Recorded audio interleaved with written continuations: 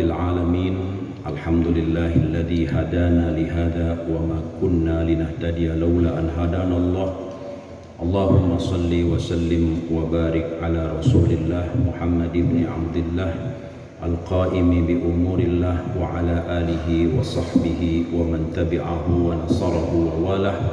Wala hawla wala quwwata illa billahi, amma ba'du.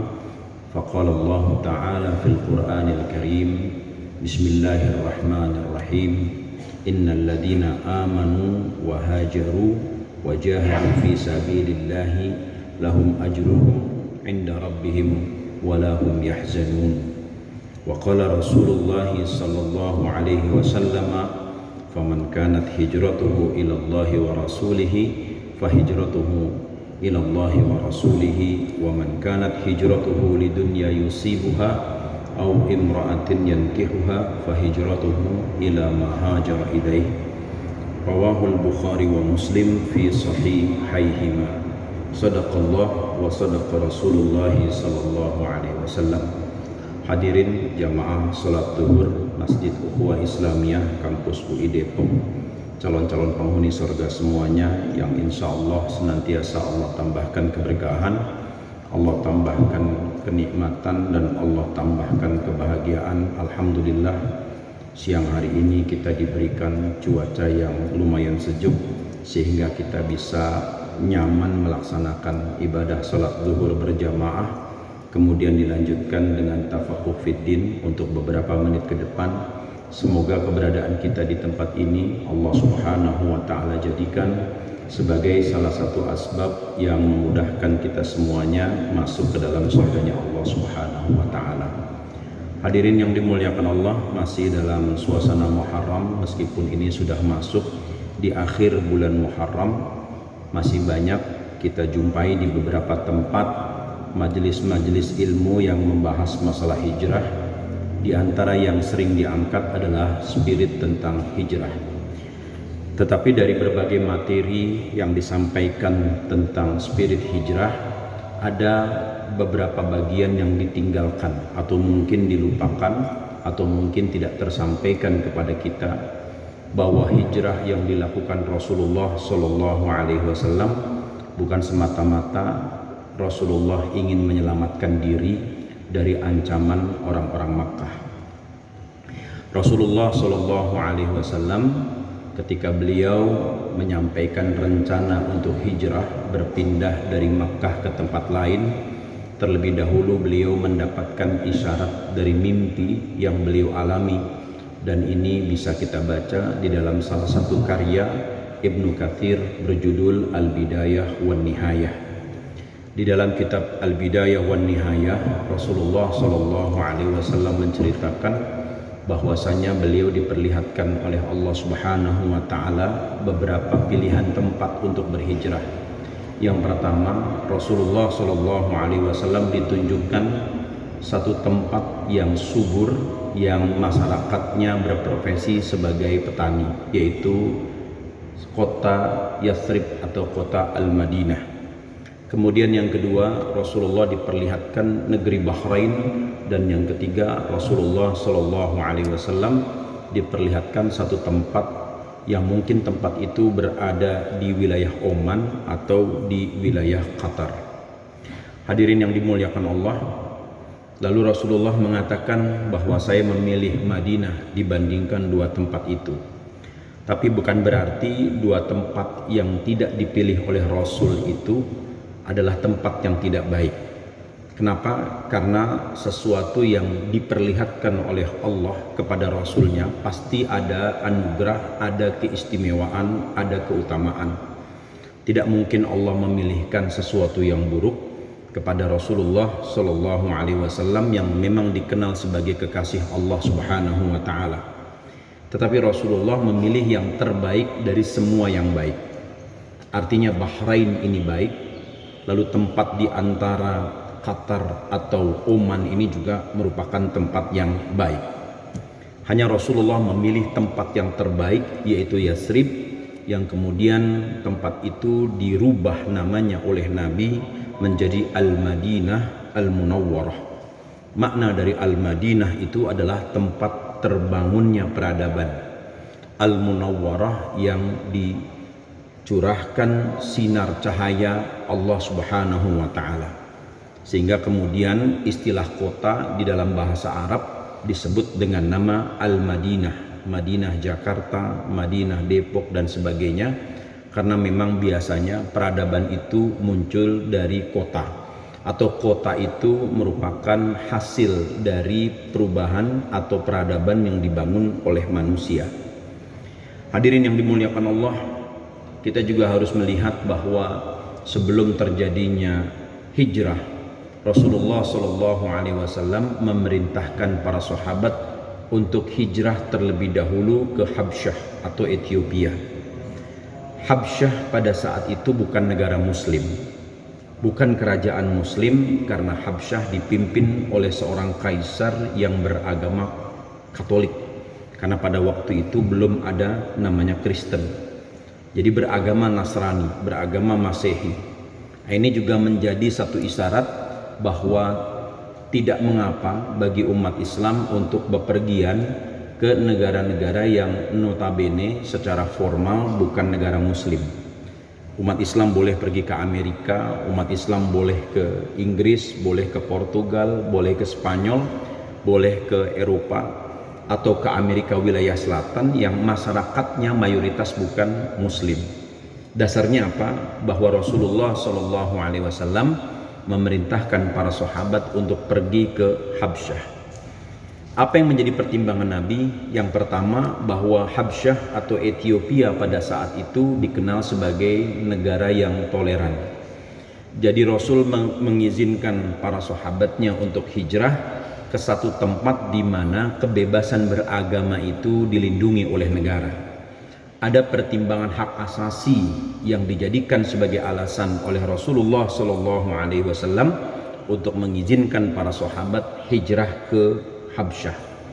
Nah, dari sini pula kita bisa menarik satu simpulan hukum bahwa selama kita datang ke satu negara di mana hak-hak kita untuk melaksanakan ajaran agama kita dilindungi, diakui atau ditoleransi, maka tidak ada halangan bagi kita untuk datang ke tempat tersebut. Ini sekaligus menjawab fatwa-fatwa dalam tanda kutip nyeleneh yang mengatakan haram hukumnya bagi umat Islam berkunjung atau bepergian ke negara-negara non-muslim.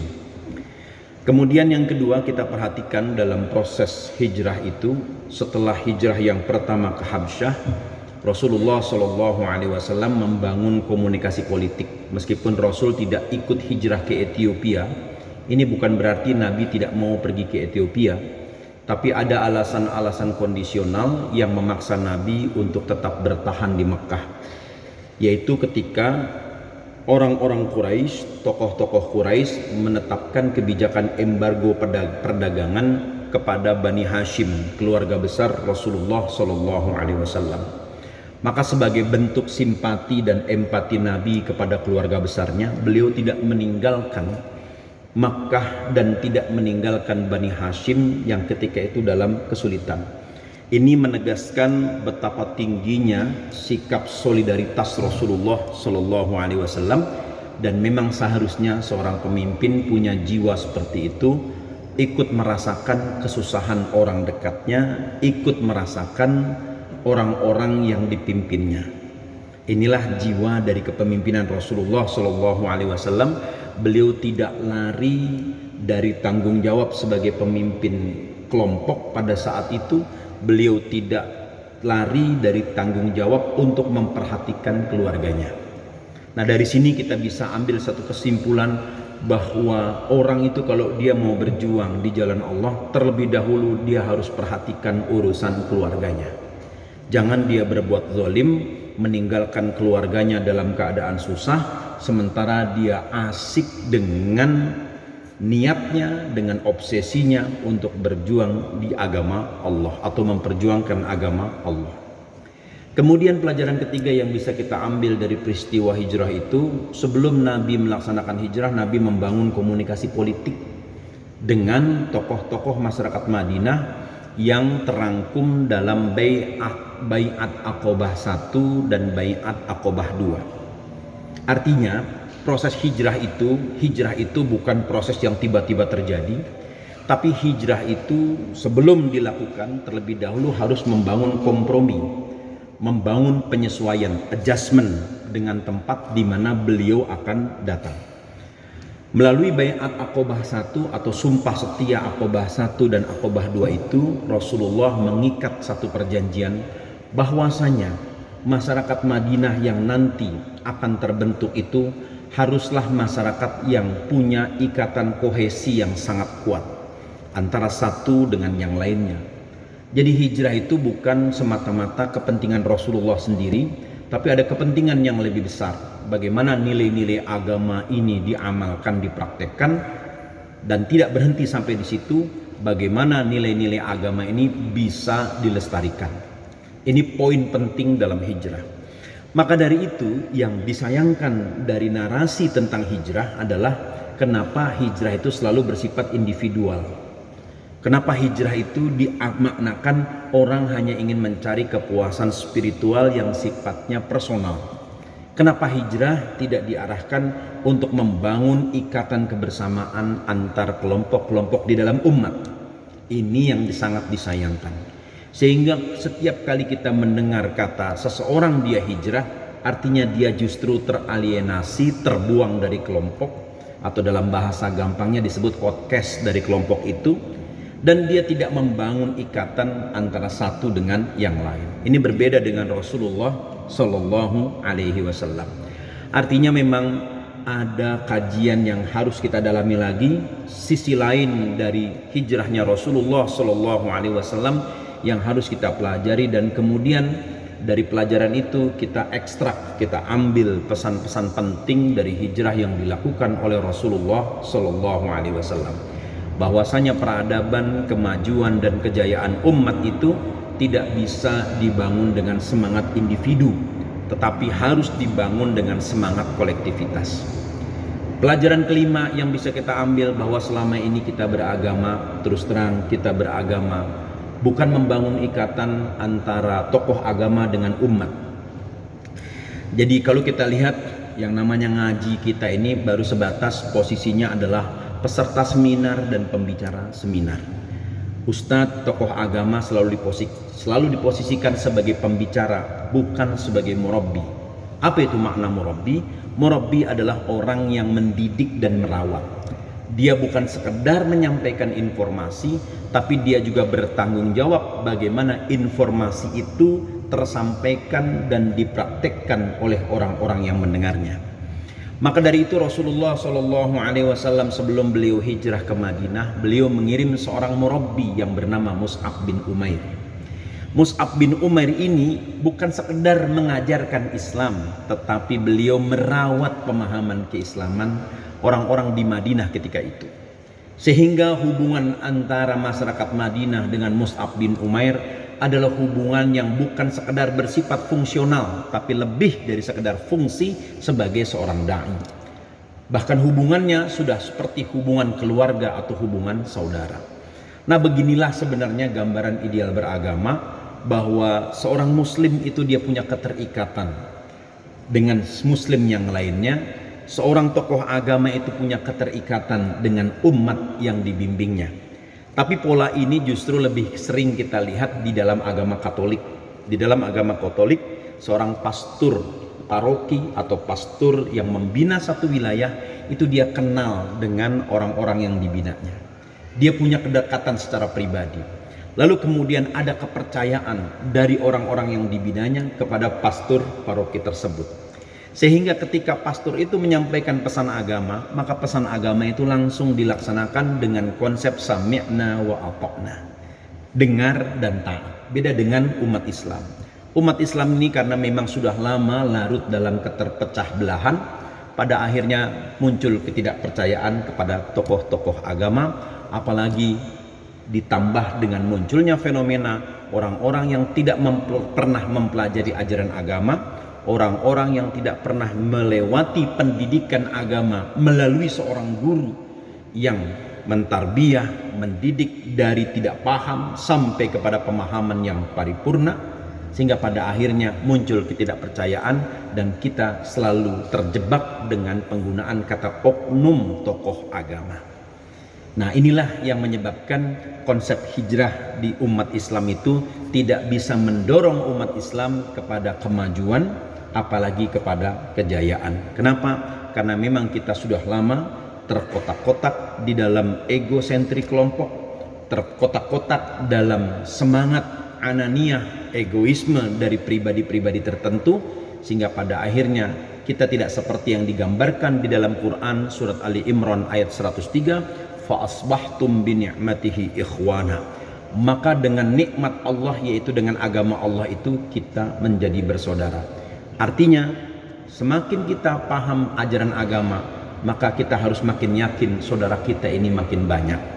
Bukan berarti semakin paham dan semakin mengerti ilmu agama, saudara kita justru semakin sedikit. Nah, inilah yang perlu diberikan catatan dari narasi-narasi tentang hijrah yang selama ini beredar di tengah-tengah kita umat Islam. Semoga ini ada manfaatnya dan semoga Allah Subhanahu wa taala senantiasa memelihara umat ini, dan semoga Allah Subhanahu wa taala senantiasa menjaga kita dari berbagai macam fitnah, baik fitnah dunia maupun fitnah akhirat. Hadanallahu wa iyyakum ajma'in wa ma taufiqi illa billah, alaihi tawakkaltu wa ilaihi unib, wallahul muwaffiq ila aqwamit thariq. Assalamualaikum warahmatullahi wabarakatuh.